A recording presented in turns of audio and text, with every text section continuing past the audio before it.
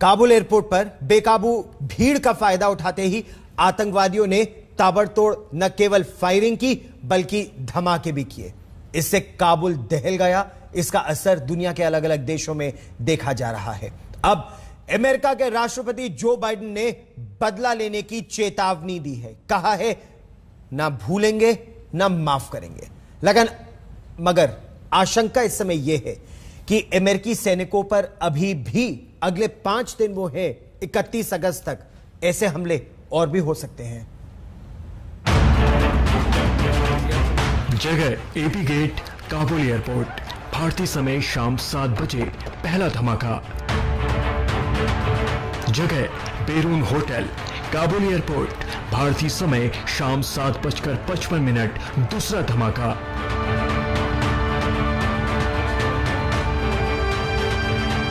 Kabul airport पर आतंकी हमले की चेतावनी सच साबित हुई, मगर अफसोस कि बिल्कुल सटीक और सदी हुई खुफिया जानकारी के बावजूद खुद अमेरिका उस हमले को नहीं रोक सका जिसका अलर्ट उसने ही जारी किया था। नतीजा ये कि कई अफगानियों के साथ ही उसे अपने 13 मरीन कमांडो गंवाने पड़े, जो अमेरिका के लिए बहुत बड़ा झटका है।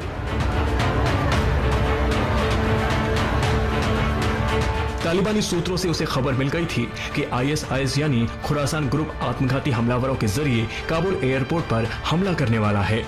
इसके बावजूद 2 धमाके हुए। यही नहीं, एबी गेट पर हुए पहले धमाके के बाद आईएसआईएस गुट के आतंकियों ने अमेरिकी सैनिकों और लोगों पर अंधाधुंध गोलीबारी की। ये सब कुछ खुद US central commando chief general McKenzie ने हमले के बाद वर्चुअल प्रेस कॉन्फ्रेंस में बताया। As you know, 2 suicide bombers assessed to have been ISIS fighters detonated in the vicinity of the Abbey Gate at Hamad Karzai International Airport and in the vicinity of the Baron Hotel, which is immediately adjacent.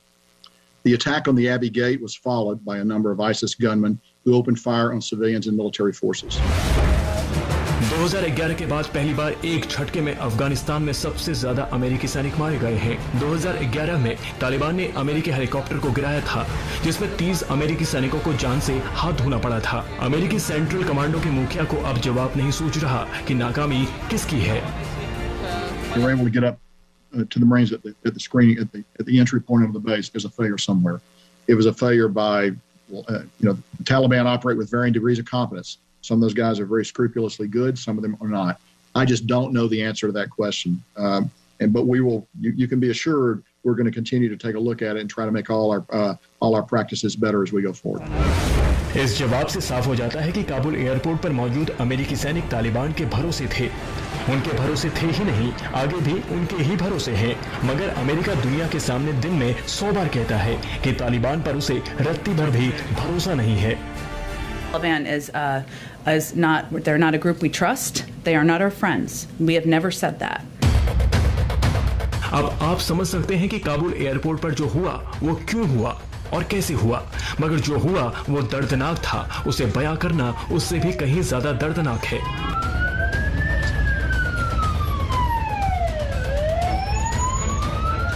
Kabul airport पर जब पहला धमाका हुआ तो अफरा तफरी और बदहवासी का आलम था। आज तक के संवाददाता नवीद सुल्तानी वहां मौजूद थे और उस खौफनाक मंजर को अपने कैमरे में कैद ही नहीं कर रहे थे, बल्कि जख्मी लोगों की मदद करने में भी जुटे थे। नवीद अपनी कार में एक जख्मी को बिठाकर खुद अस्पताल ले गए। This guy is injured in this explosions. You see, I want to go to hospital in my car. This is my car, and this guy is injured in the explosion today in airport area. There is not a place for some injured and killed people. I want to travel and displace this injured people to other hospital from emergency of Kabul. Car में बैठे जख्मी शख्स की हालत गंभीर थी, उसे तुरंत इलाज की जरूरत थी और नवीद सुल्तानी रिपोर्टिंग के साथ उसे मदद पहुंचाने के मिशन में भी लगे थे। Look on video, a lot of people injured in the today explosion on airport. Unfortunately, some guys martyred in the outside the airport. They are civilian people, and there are some people disappeared in these explosions. Now you look and see in the video a lot of injured people.